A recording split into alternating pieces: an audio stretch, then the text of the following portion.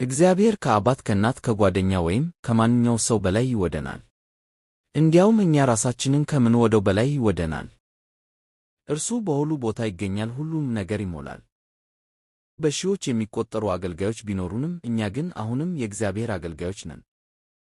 እግዚአብሔር ሁልጊዜ የለመነውን አይሰጠንም፣ ነገር ግን ሁልጊዜ የሚያስፈልገንን ይሰጠናል። የእግዚአብሔር ፍቅር ከሰው ልጅ አእምሮ ልክ በላይ ሰፊ ነው። እግዚአብሔር ልብንና የውስጥ ማንነትን የሚያሞቅና የሚያቀጣጥል እሳት ነው። ከሚጸልይ ሰው የበለጠ ኃያል የለም፣ ምክንያቱም እርሱ የእግዚአብሔር ኃይል ተካፋይ ሆኗልና። የእግዚአብሔር ምሕረት እንደ ጥልቅ ባሕር ነው። የዓለም ኃጢአት ደግሞ በዚያ ባሕር ውስጥ ወድቃ እንደምትጠፋ ትንሽ የእሳት ብልጭታ ናት። ሁሉን የፈጠረ እርሱ ሁሉን እንዴት እንደሚንከባከብ ያውቃል። እግዚአብሔር የሚፈልገው በእርሱ የተጠማች ልብን ነው። እግዚአብሔርን በዕለት ተዕለት ሕይወት ውስጥ ስለማግኘት የተነገሩ የቅዱስ ዮሐንስ አፈወርቅ ንግግሮች በቀጣይ የሚጠቀሱት ናቸው። በመከራ ውስጥ ሆኖ ምስጋናን ማቅረብ የሚችል ሰው ከእግዚአብሔር የራቀ አይደለም። ጸሎት የእርዳታ ቦታ፣ የበጎ ነገር ሁሉ ምንጭ፣ የቅድስናም ሁሉ መሠረት ነው። እግዚአብሔር ከእኛ የራቀ በሚመስለን ጊዜ እንኳን ሁልጊዜ ከእኛ ጋር ቅርብ ነው። በሚቀጥለው በሚያጋጥምህ ሰው ውስጥ እግዚአብሔርን ካላገኘው ሌላ ቦታ እግዚአብሔርን መፈለግ የጊዜ ብክነት ነው። ዓለም የእግዚአብሔር ቸርነት የሚታይበት የመድረክ ቲያትር ነው። በእግዚአብሔር ረዳትነት ከታጠቀ ሰው የበለጠ ብርቱ የለም። እግዚአብሔር የሚያየው የሥራችንን ውጤት ሳይሆን ያደረግነውን ጥረት ነው።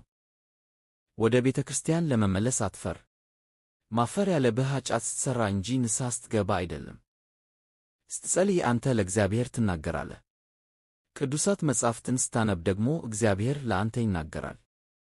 እግዚአብሔርን ማወቅ ማለት መውደድ ማለት ነው። መውደድ ደግሞ እርሱን ማገልገል ማለት ነው። ስለ እግዚአብሔር ጥበቃና ፈተናዎች የተነገሩ የቅዱስ ዮሐንስ አፈወርቅ ንግግሮች። እግዚአብሔር በእኛ ላይ እንዲደርስ የፈቀደው ማንኛውም ነገር እኛ ብንረዳውም ባንረዳውም ለጥቅማችን ነው። ማዕበሉ መጨረሻው አይደለም። እግዚአብሔር የነፋሱና የባሕሩ ጌታ ነው። እግዚአብሔር ከአቅማችን በላይ እንድንፈተን አይፈቅድም። እንደ እግዚአብሔር ፈቃድ የሚሆን ሐዘን መንፈሳዊ ትምህርት ቤት ነው። በእግዚአብሔር ታመን። ሰው ሊያደርግብህ በሚችለው ነገር አትፍራ። እግዚአብሔር ለተለያዩ ነፍሳት የተለያዩ መድኃኒቶችን የሚጠቀም ባለመድኃኒት ሐኪም ነው። በጨለማ ውስጥም ቢሆን እግዚአብሔር በእርሱ ተስፋ ለሚያደርጉ ታላቅ ብርሃንን እያዘጋጀ ነው።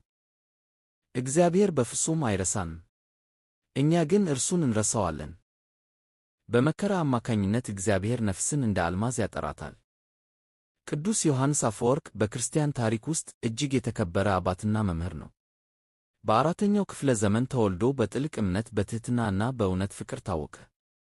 አፈወርቅ የተባለው ስም ቃሉ እንደ ወርቅ ስለሚያበራ ነው። ስብከቱ ልብን የሚነካና ሕይወትን የሚለውጥ ነበር። ኃጢአተኞችን በድፍረት ይገሥጻል፣ ድሆችን ያከብራል፣ ፍትሕንም ያከብራል፣ ያስከብራል። ለእውነት ሲቆም መከራን ተቀብሎ እስከ ሞት ድረስ ታማኝ ሆኖ ኖረ። ዛሬም ትምህርቱ ክርስቲያኖችን ወደ ንስሐ፣ ወደ ፍቅር እና ወደ እግዚአብሔር ቅርብነት ይጠራል።